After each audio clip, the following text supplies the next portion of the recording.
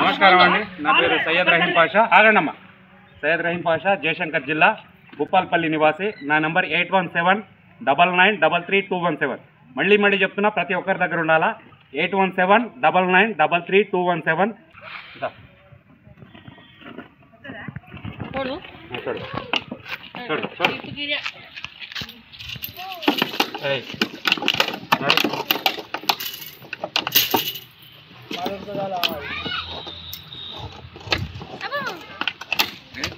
ఏమన్నది అది? ఏమన్నది అది?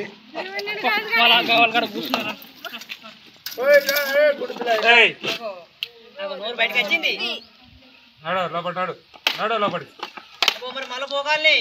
ఎడిగిపోతుంది. ఇప్పుడు అందుకును అది పట్టుకో బయటకు వెళ్ళిందా మూతి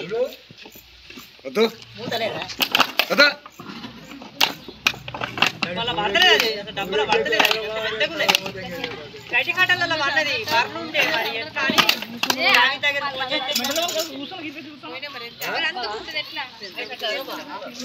అని అది పట్టుకోరాదే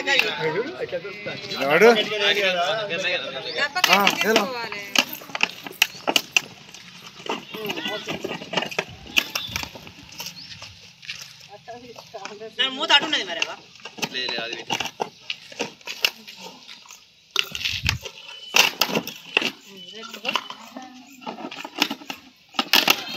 ఓకే అండి, దీన్ని బంధించ. జిఎస్35కి స్వాగతం. నేను సునీల్ చంద్ర. ఈరోజు జయశంకర్ భూపాలపల్లి జిల్లాలో ఒక ముఖ్య సమాచారాన్ని మనం అందించబోతున్నాం. ఇది ప్రజలకు కూడా అవసరమైన సమాచారం. దీనివలన ఆపదలో ఉన్న వారికి కూడా వారిని వారు రక్షించుకోవడం కోసం స్వయంగా సెల్ఫ్ ట్రీట్మెంట్కి సంబంధించి కొన్ని విషయాలు తెలుస్తాయి. అంతేకాకుండా మీ ఇళ్లలో కనుక అకస్మాత్తుగా ఏమైనా ప్రమాదాలు జరిగినప్పుడు వివిధ రకాల ప్రమాదాలు జరుగుతూ ఉంటాయి. దాంట్లో ఇదొక రకమైన ప్రమాదం. ఈ ప్రమాదం జరిగే అటువంటి సందర్భంలో ఎవరిని సంప్రదించాలి, ఎలా చేయాలి, అనుకోకుండా జరిగితే దానికి సంబంధించిన ఇన్ఫర్మేషన్ను మనం ఎవరికి అందిస్తే మనకు న్యాయం జరిగేటువంటి సందర్భం ఉంటుందని విషయాన్ని దృష్టిలో పెట్టుకొని ఒక సాహెబ్ ఒక అన్నతో మాట్లాడుతున్నాం.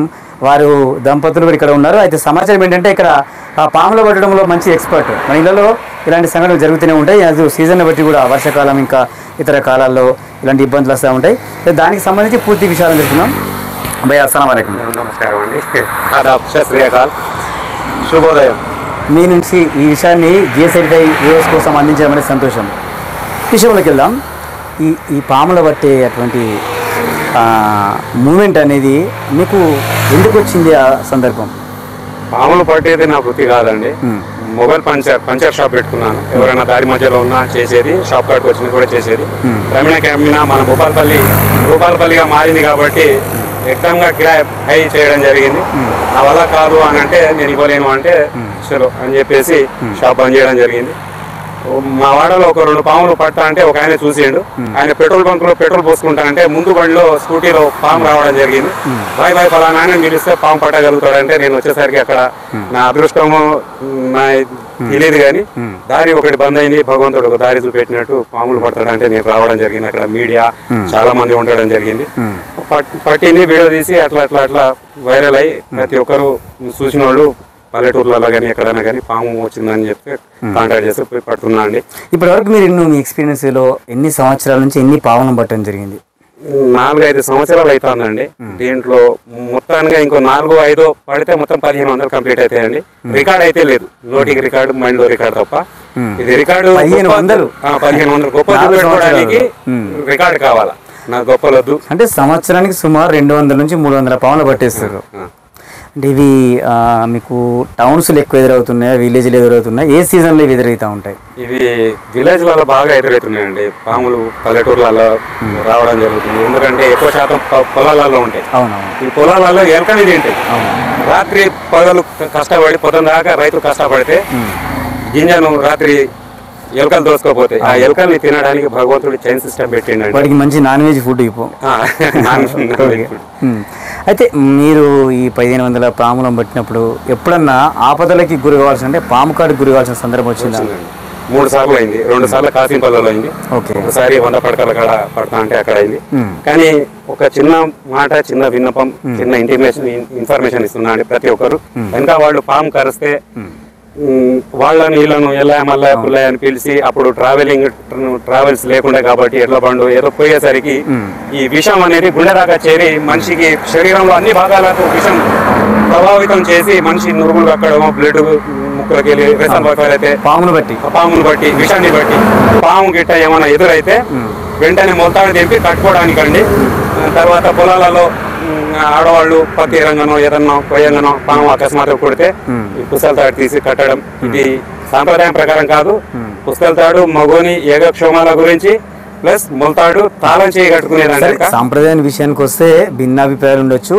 మనకు ప్రమాదం జరిగినప్పుడు మాత్రము ఖచ్చితంగా మొలతాడు తీసి కట్టి దానికి అక్కడ బ్లేడ్ తోటి చీరడం గానీ కత్తితోటి చీరడం గానీ ఏ దొరకకపోతే సీసా మొక్కతోటి కానీ నోట్లో పెట్టి తీసుకునే గుంజే ప్రయత్నం ప్రమాదం అటువంటి పని చేయదండి.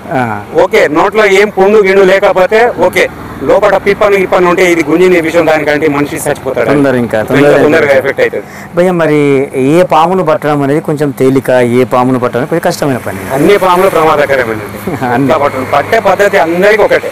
నాగుపాముకైనా సరే, రెసల్ వైపర్కైనా సరే, జేరుగొడ్డు అయితే ఏం పట్టదు, ఏమనదు. కానీ తోకతోడు కొడుతుంది, ఎండిపోతుంది అని చెప్పేసి అవి మూఢనమ్మకాలు పెట్టి ఎక్కడ పడితే అక్కడ చంపేస్తున్నారు. కానీ రైతుకు ఫస్ట్ సన్నిహితుడు దోస్తు జేరుగొడ్డు అండి. ఎట్లా ఎట్లా అది ఎలుకల్ని తిని బాగా మనిషికి ప్రమాదకరం కాదు,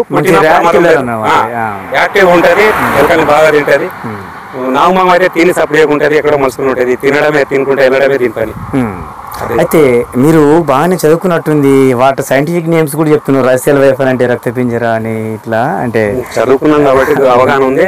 ఇంకోటి ఏంటంటే నా జీవితం ప్రతి ఒక్కరికి మీ ఇంకా పూర్తి అయిపోయింది, మీ సమాచారం చాలా అవసరము.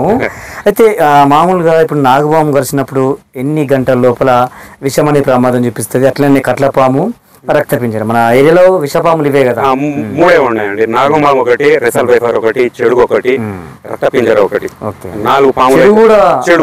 చెడుగు అది సన్నగా ఉంటది, చాలా పొడుగుంటది. అది చెట్ల మీద ఒక చెట్టు మీదకి దుంకుతుంది.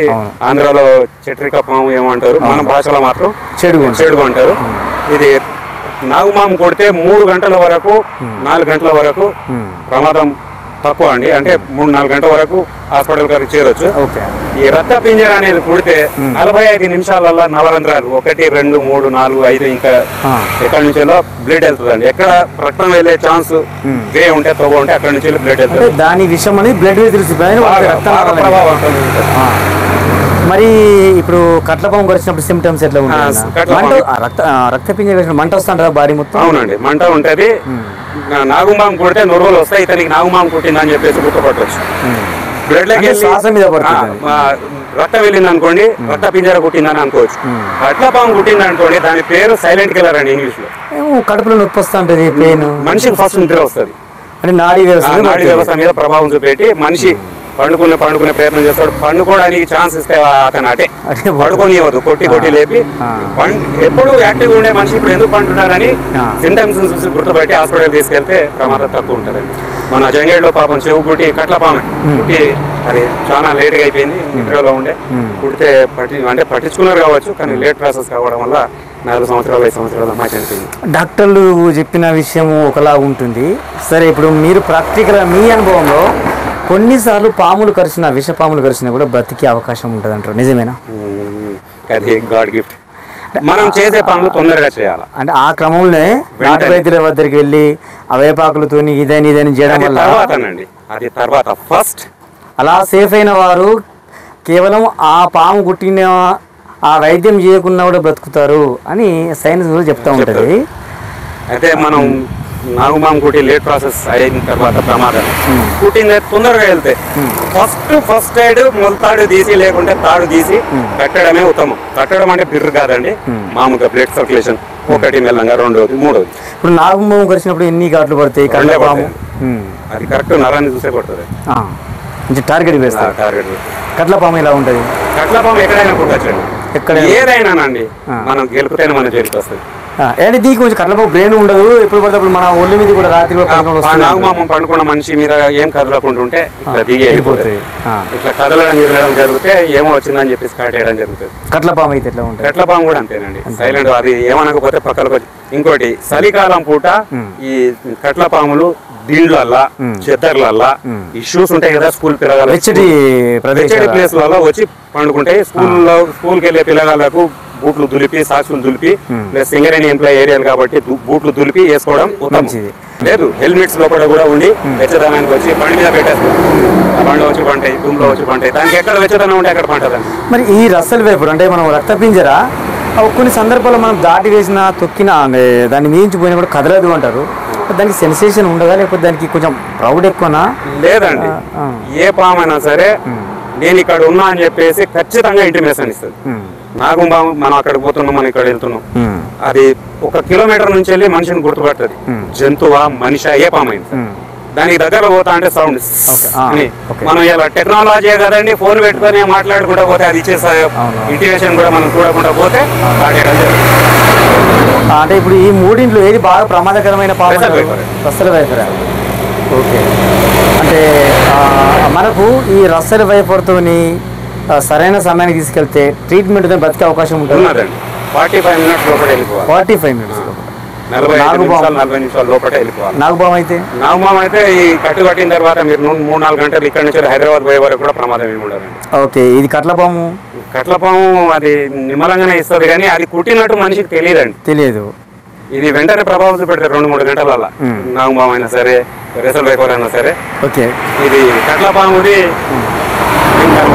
మీరు ఈ పాములను ఇంట్లో నుంచి పట్టడం వల్ల వాళ్ళకి లైఫ్లో రిస్క్ అనేది తప్పింది, మాకు ఎప్పటికి ఇంట్లో తిరుగుతూ ఉండేది, ఈ పాముతో భయం అయితే ఉండే అని ఎన్ని సంఘటనలు, ఎన్ని ఫ్యామిలీస్ మీరు ప్రొటెక్ట్ చేసి ఉండవచ్చు? ప్రతి ఒక్కరు అంటే నేను భగవంతుడే కాదు, ఓన్లీ మనిషి పుట్టుగా మానవతను చూపెట్టుకుని వెళ్ళండి. దాంట్లో మా అమ్మగారు మంచి పేరు పెట్టారండి. పేరు రహీం, నా పేరు. తెలుగులో రాముడు అంటారు, తెలుగు భగవంతుడు, క్రిస్టియన్స్ రాబర్ట్ అంటారు. రామ్ రాబర్ట్ రహీం అండి. ఈ కులాలన్నీ ఒకటే, మతాలన్నీ ఒకటే అనుకునే భావం నాదండి.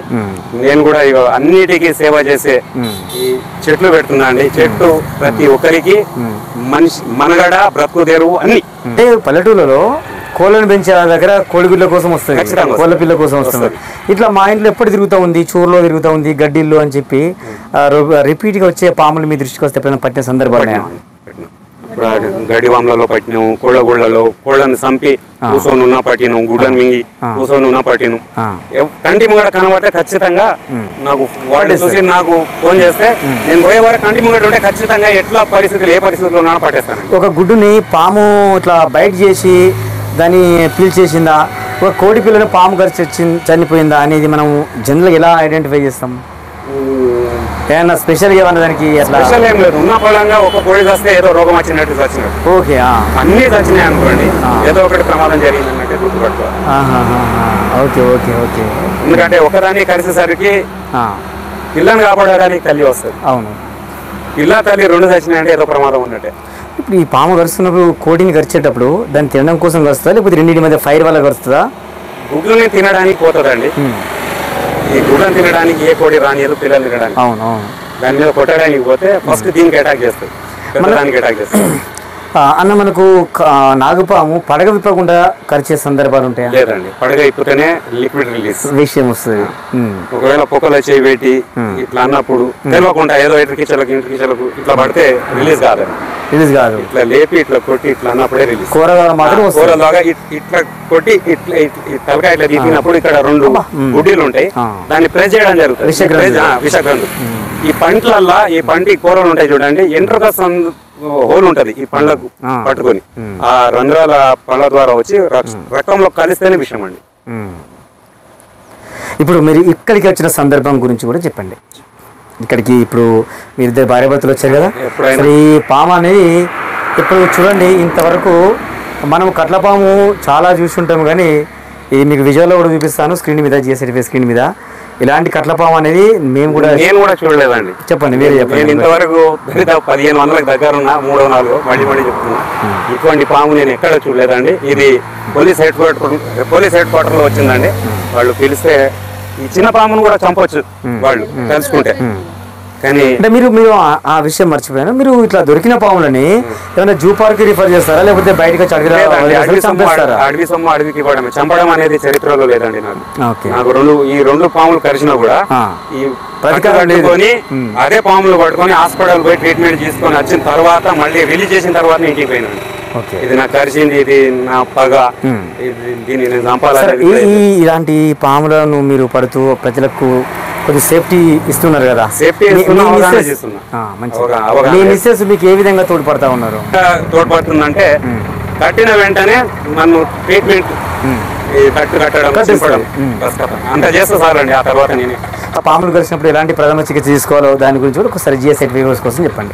ప్రథమ చికిత్స ఏం లేదండి, ఇందాక చెప్తున్నా. పాము కరిచిన వెంటనే ఒక తాడు, ఒక ఏమన్నా చున్ని లాంటిది చింపి కట్టి, ధైర్యం ఉంటే బ్లేడో కత్తో సీసం ఒక్కతోటి అక్కడ సమయానికి ఏ దొరుకుతుంది చీరి గట్టిగా చీరితే మనిషి చావడండి. కట్టకపోతే చీరకపోతే మనిషి వస్తుంది.